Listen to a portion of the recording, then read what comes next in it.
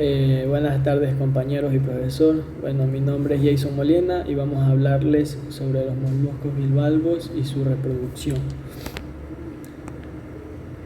Bueno, como ya sabemos, esta especie tiene una gran importancia en la alimentación humana y dentro de los bivalvos encontramos algunos moluscos muy conocidos como pueden ser las ostras, los mejillones, las navajas y las almejas. La clase Bivalvia bivalvos son un grupo dentro de los moluscos conocidos anteriormente como lamelobranquios o pelecípodos.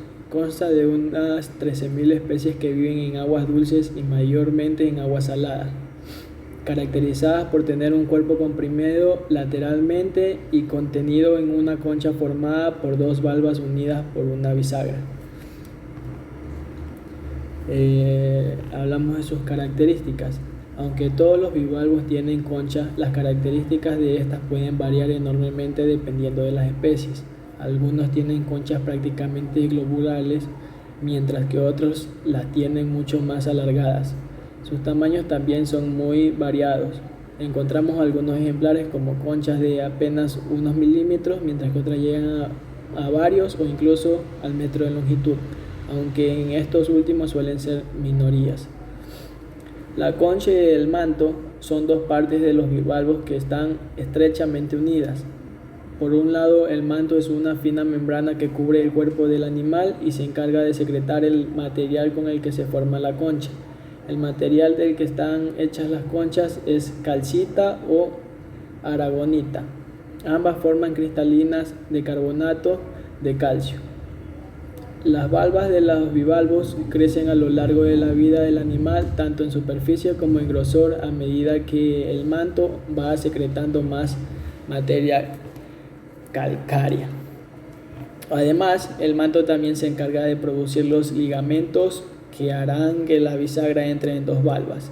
Estos ligamentos están formados por proteínas queratinizadas y pueden tener una posición interna o externa dependiendo de la especie. La apertura o cierre de las valvas depende de unos músculos aductores situados en la cara interna de ambas partes de la concha.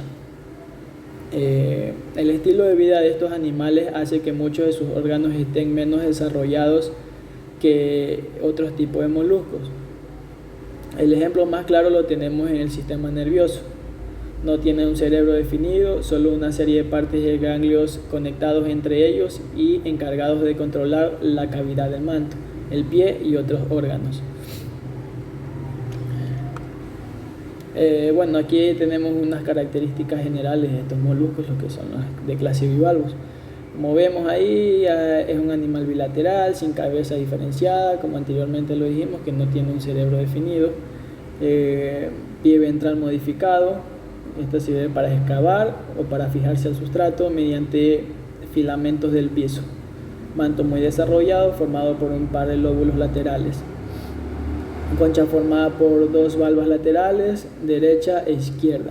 Cavidad pelial amplia rodeada de un pie y masa visceral, con un par de ctenidios muy desarrollados y modificados por la alimentación mucociliar, en la mayoría en este caso.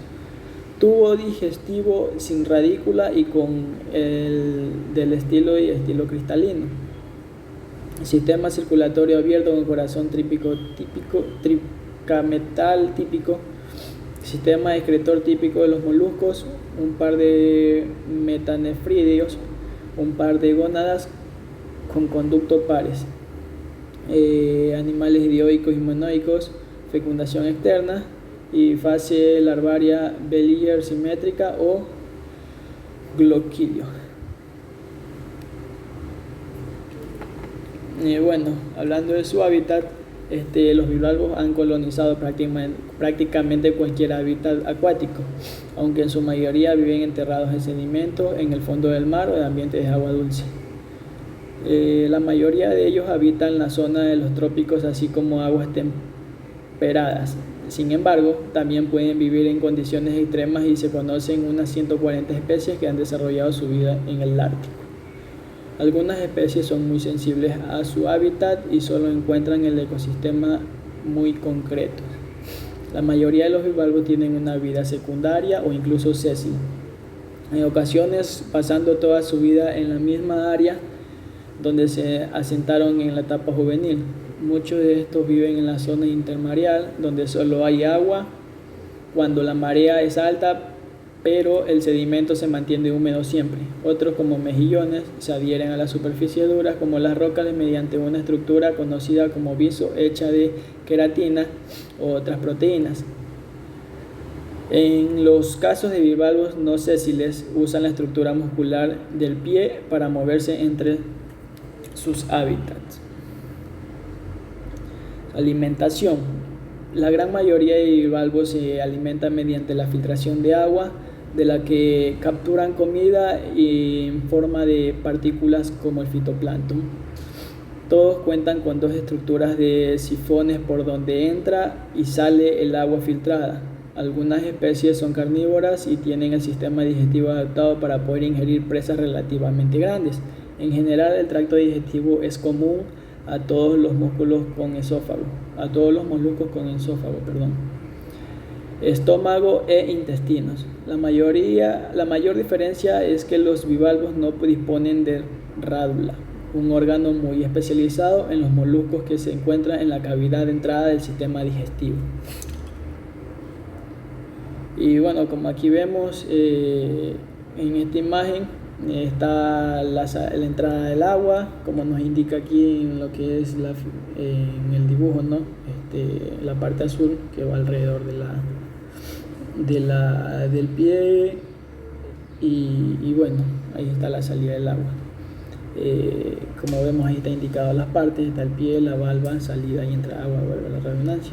En la parte interior está el dibujito o la figura donde nos indica la boca, el estómago, intestino y el ano. Y como lo dijimos anteriormente, estos se alimentan por filtración. A veces ayudan con cilios que agitan y facilitan que el agua cargada de partículas alimenticias pase por el interior de la cavidad pelial y lleguen a la boca.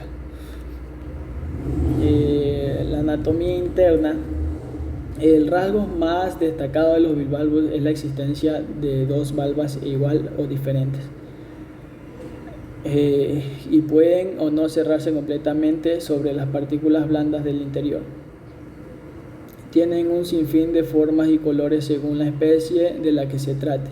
Las valvas están formadas principalmente de carbonato de calcio, como anteriormente lo dijimos, y tienen tres capas: la capa interna, la capa nacarada y la capa intermedia o brillante, que forma la práctica totalidad de la concha. Y la capa externa o periostraco, una capa parduzca y áspera que los animales más viejos suelen perder debido a la abrasión y al desgaste. La anatomía interna. Al retirar con cuidado una de las valvas de la concha, se pueden apreciar las partes blandas de los animales. La diferencia en cuanto al aspecto general de una ostra y una vieira. Como nos damos cuenta, aquí estamos con la anatomía del tejido blando de una ostra plana, Ostrea edulis, y la de la vieira calico. Bueno, aquí, como nos podemos dar cuenta, cada una de nuestras partes está identificada con unas letras, ¿no?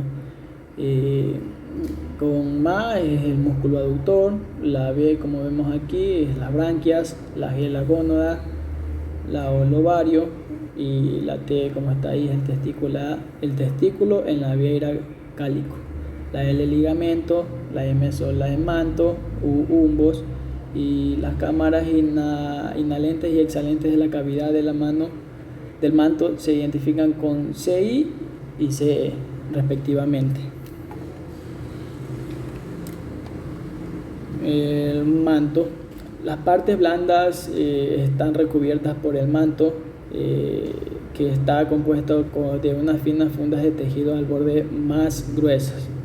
Las dos mitades del manto están unidas a la concha por la charnela en posición ventral respecto a su línea pelial, pero sueltas en los bordes.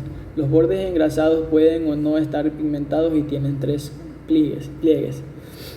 El borde del manto suele tener tentáculos que en la almeja se encuentran localizados en el punto del sifón.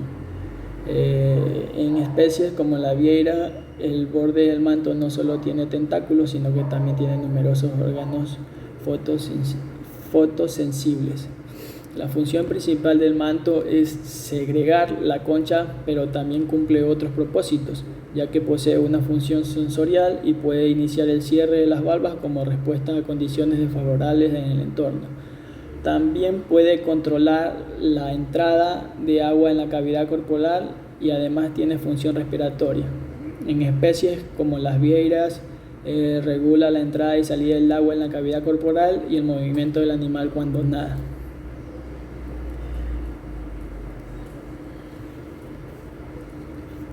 Como vemos aquí, músculo aductor. Al retirar el manto se pueden ver las partes blandas del cuerpo. Los músculos aductores en la especie Dimearias, almejas y mejillones, o un único molusco en las especies Minomiarias, ostras y vieiras. En las almejas y mejillones, los dos músculos aductores se encuentran cerca de los márgenes anteriores y posteriores a las valvas de la concha. En las ostras y vieras, el gran músculo único está ubicado en el cuerpo, ubicado en el centro. Los músculos cierran las valvas y actúan contra el ligamento y recilio, que activan el mecanismo de apertura de las valvas cuando el músculo se relaja. En especies monomiarias se ven claramente las divisiones del músculo aductor. En las branquias, la prominencia de las branquias o ctenidios es una de las características importantes de los lamelobranquios. Se trata de órganos grandes en forma de una hoja que se utilizan en parte de la respiración y en parte para filtrar el alimento del agua. Hay dos pares de branquias colocadas en ambos lados del cuerpo. En el extremo anterior hay dos pares de lenguas llamados palpos labiales que rodean la boca y facilitan la introducción del alimento. El pie. El pie se encuentra en la base de la masa visceral. En la almeja se encuentran órganos bien desarrollados que el animal utiliza para excavar en el sustrato y sujetarse. En las vieiras y mejillón, el pie es bastante reducido y tiene escasa función en los adultos, pero en las etapas del largo y juvenil es importante y se utiliza para la locomoción.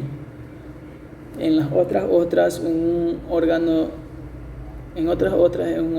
rudimentario. En la parte central del pie hay una abertura desde la glándula abisal a través de la cual el animal segrega una sustancia filamentosa y elástica llamada piso, con lo que se puede adherir al sustrato. Eso es importante en las especies como el mejillón y en algunas vieiras, pues permite al animal sujetarse y mantener su posición. En el sistema digestivo, las grandes branquias filtran el alimento del agua y lo dirigen hacia los palpos labiales, donde se clasifica antes de pasar a la boca. Los bivalvos tienen capacidad de seleccionar alimentos filtrados del agua. El bolo alimenticio, amalgamado por el moco, pasa en la boca y a veces es rechazado por los palpos y eliminado por el animal en forma de las denominadas pseudoheces. También disponen de un esófago corto que une a la boca y el estómago, un saco hueco con cámaras y varias aberturas. El estómago se halla totalmente rodeado por las divertículo digestivo, la glándula, y una oscura masa de tejido que muchas veces se denomina hígado. El sistema circulatorio. Los bivalvos tienen un sistema circulatorio simple que es bastante difícil de localizar. El corazón se halla en un saco transparente, el pericardio cerca del músculo aductor en las especies monomiarias, y tienen dos aurículas de forma irregular y un vertículo. La aorta anterior y posterior salen del ventrículo y llenan la sangre a todo el cuerpo. El sistema venoso, consta de una serie vaga de senos de pared fina a través de los cuales vuelve la sangre al corazón. Sistema nervioso. Es difícil observar el sistema nervioso sin contar con preparación especial. Esencialmente consta de tres pares de ganglios con conectivos, ganglios cerebrales, pídeos y viscerales. Sistema urogenital. Los sexos de los bivalvos suelen estar separados, dioicos o ser hermafroditas, monoicos. La gónada puede estar visible y ser órgano bien definido, como en el caso de las vieiras, u ocupar una porción importante de la masa visceral, como es el caso de las almejas. En las otras, la gónada solo es visible durante la estación reproductiva, cuando llega a ocupar hasta el 50% del volumen de su cuerpo. La reproducción. Los bivalvos se reproducen de manera sexual y pueden diferenciar individuos de sexos diferentes. Sin embargo, algunas especies son hermafroditas. La fecundación es generalmente externa, son ovíparos y el ciclo de desarrollo es indirecto, puesto que las crías pasan por un estadio de larva antes de llegar a adulto. Desarrollo gonadal y desove. En la mayoría de los bivalvos, la madurez sexual depende del tamaño del animal más que de su edad, y el tamaño que alcanza en la madurez sexual varía de una especie a otra y según la distribución geográfica. La producción de óvulos y esperma es un proceso denominado gametogénesis, cuyo inicio depende de varios factores, como el tamaño del bivalvo, la temperatura y la cantidad y calidad de alimento que recibe. La gónada está compuesta por conductores ciliados ramificados desde donde se abren numerosos sacos y folículos. La proliferación de las células germinales que recubren la pared del folículo da lugar a los gametos. Aunque el desarrollo de la gónada es un proceso continuo, se pueden distinguir varias fases descriptivas: el descanso, desarrollo, madurez, desove parcial y desove completo. Cuando las gónadas o el tejido gonadal han alcanzado la plena madurez, son fáciles de ver y ocupan gran parte del cuerpo blando del animal. Los gonaductos se transportan los gametos hasta la cavidad corporal, se desarrollan, aumentan el tamaño y pueden observar a simple vista en la gónada. Se han empleado varios métodos en los bivalvos para determinar el momento en el que alcanzan la madurez y están listos para desovar. El método más preciso consiste en cortar secciones histológicas en la gónada, pero es costoso, lleva mucho tiempo y requiere de sacrificio del animal. La técnica alternativa utilizada con más frecuencia es la de tomar un frotis de la gónada o extraer pequeñas muestras de la gónada de varios individuos y observarlas bajo microscopios. En la vieira a veces se utiliza el índice gonadal, peso de la gónada dividido por el peso de las partes blandas multiplicado por 100. Generalmente por los criaderos se sigue una rutina estricta para preparar a los adultos para el desove, y la mayoría de los técnicos de criadero aprenden enseguida a reconocer cuándo ha alcanzado el animal la madurez y está listo para el desove con un examen macroscópico de la gónada.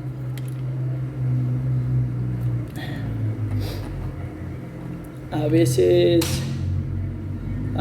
puede ocurrir que no haya desoves durante varios años, sobre todo en las zonas templadas. Esto puede deberse a varios factores, pero probablemente esté relacionado con la temperatura del agua, quizás demasiado bajo para estimular el desove.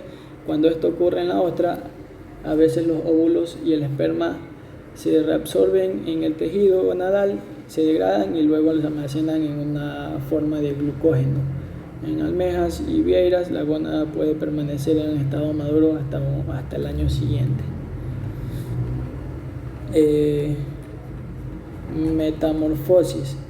La metamorfosis es un momento crítico en el desarrollo de bivalvos, pues el animal deja su actividad natatoria y planctónica para llevar una existencia secundaria y bentónica. Puede haber mortalidades importantes en este tiempo, tanto en la naturaleza como en el criadero. Este tema se analiza con más detalle en una sección posterior, pero merece especialmente atención ya que el aspecto importante de la producción de bivalvos juvenil en el criadero. Desarrollo embrionario y larvario.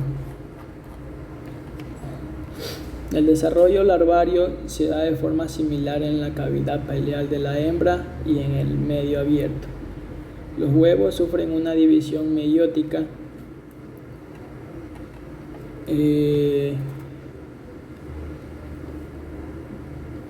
los huevos sufren una división meiótica durante la fecundación, reduciéndose el número de cromosomas a un número haploide.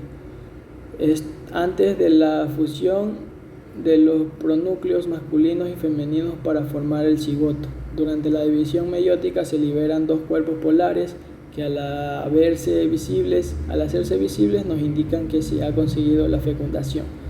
La división celular comienza y antes de que transcurra 30 minutos desde la fecundación, el huevo se divide en dos células, dado que los huevos pasan más que el agua, se hunden hasta el fondo del estanque donde continúa la división celular. Bueno, en esta imagen vemos la representación de las etapas de la vieira dentro de un criadero.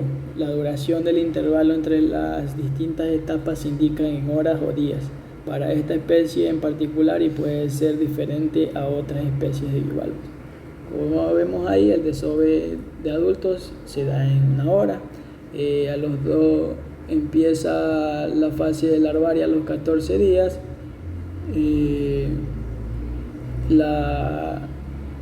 La inicio de la fase juvenil está entre los 10 y 14 días y después ya la semilla que pasa para engorde está desde los 30 a 40 días.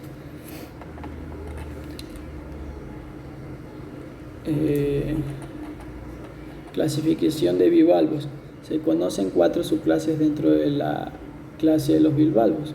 Estas son las siguientes: heterodontos, heterodonta, peleoheterodontos, protobranquios y pteriomorfos.